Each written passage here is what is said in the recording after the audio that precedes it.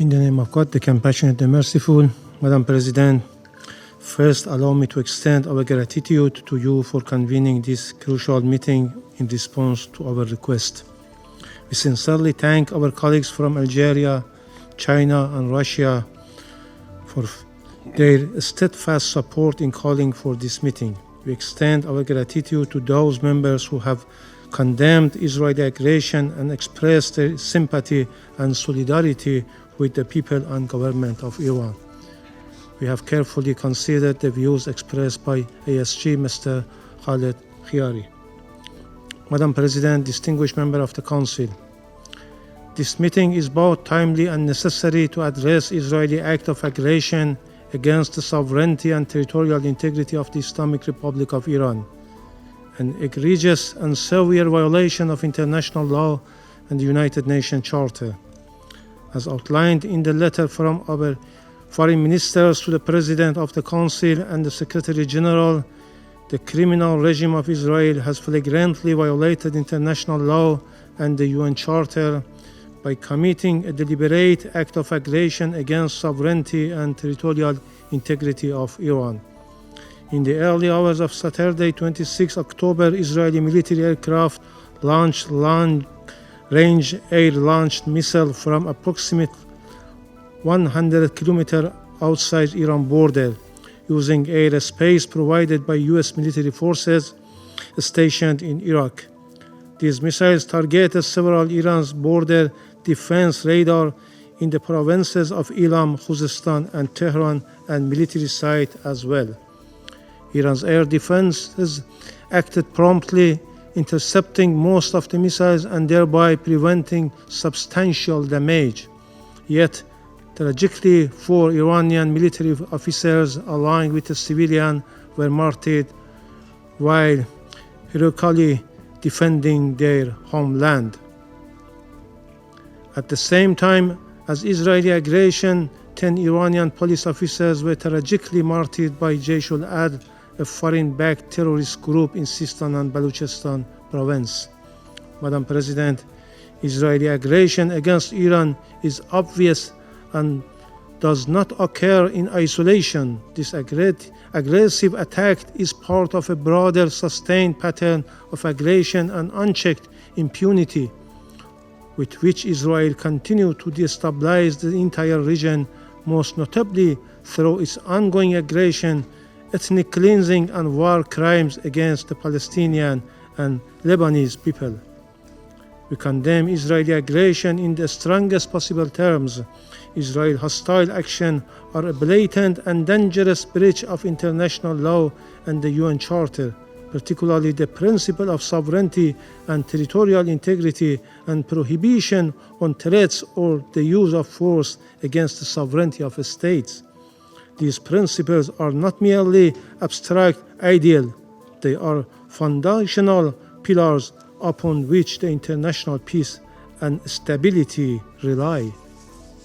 Regrettably, unwavering and unconditional support provided by the United States to Israel, coupled with its obstruction of the Security Council mandate as a permanent member, has emboldened Israel to persist in its crimes and aggression in Gaza and Lebanon, and now against Iran, gravely undermining regional peace and security.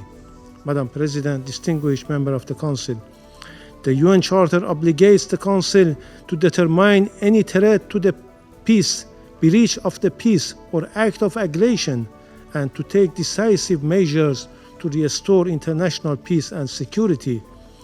Under Chapter 7, the Council has the authority and the duty to respond robustly to the threats to global peace and act of aggression. This responsibility requires more than words or recommendation. It demands firm and resolute action. Israeli persistent and systematic violation of international law, its aggression against Iran, and its ongoing crime in Palestine and Lebanon, as well as in Syria and Yemen, pose direct threats to international peace and security, and it demands unequivocal condemnation and decisive action from the Council.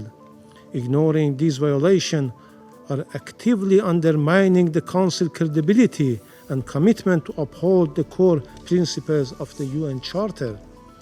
Madam President, despite Israeli flagrant violation today, we again witness the glaring double standard exhibited by certain members of the Security Council, including the United States. These states have failed to condemn Israeli illegal action that stand in direct violation of the UN Charter and international law. Instead, they justify Israel violation and atrocities, calling them self-defense. Whether these acts occur against Iran or against the people of Palestine and Lebanon, who are suffering under Israeli systematic violence and oppressions.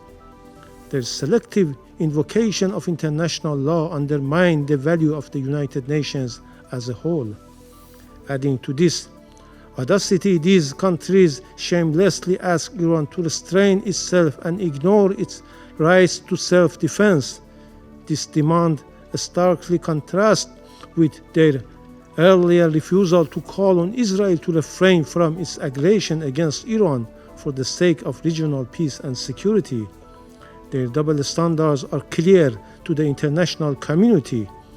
Their supposed concerns for peace and stability are empty words when, for over a year, they have given Israel full political, financial, logistical, and weaponry support, enabling its continued atrocities, genocidal acts, and war crimes on Palestine, and now on the people of Lebanon.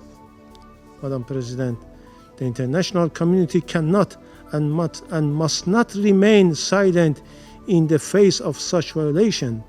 The price of this silence is evident in Palestine and Lebanon, where Israel's impunity perpetuates a vicious cycle of violence and instability across the region.